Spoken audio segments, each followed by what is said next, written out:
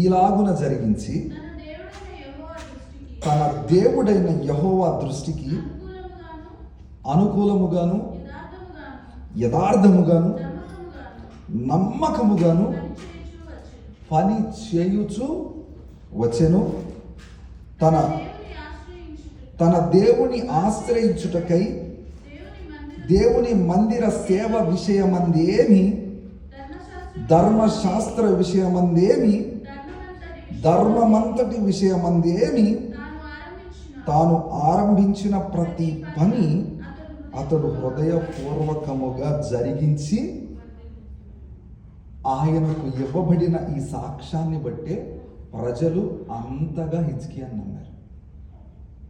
మీరు గమనించారా? మోషే దేవుని యొద్ద నుండి ఆజ్ఞలు సంపాదించిన వ్యక్తి. నూతన నిబంధనలో కూడా చెప్పబడుతుంది కదా, ధర్మశాస్త్రము మోషే ద్వారా అనుగ్రహించబడిన కృపయు సత్యమును యేసుక్రీస్తు ద్వారా మనం సంపాదించుకున్నాం అని చెప్పబడింది కదా. అలాంటి గొప్ప వ్యక్తి ప్రజలతో మాట్లాడినప్పటికీ కూడా ప్రజలు అక్కడక్కడ జంకారు, అక్కడక్కడ కంగారు పడ్డారు. యోషువ నడిపించే ప్రయాణంలో కూడా ప్రజలు అక్కడక్కడ జంకారు, అక్కడక్కడ భయపడ్డారు.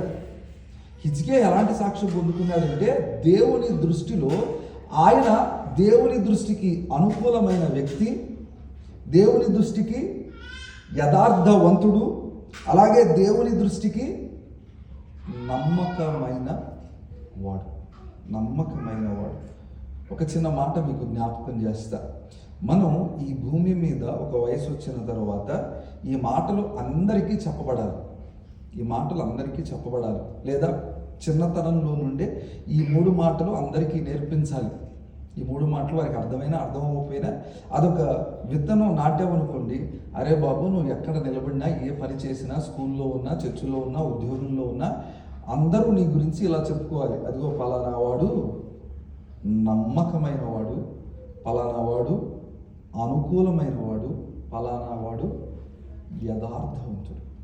ఈ 3 మాటలలో ఉన్న సాక్ష్యం మనం పొందుకుంటే, ఈ 3 మాటలలో ఉన్న సాక్ష్యం మనం పొందుకుంటే అంతకన్నా మన జీవితంలో ఇంకా ఏమీ సంపాదించుకోని అవసరం లేదు.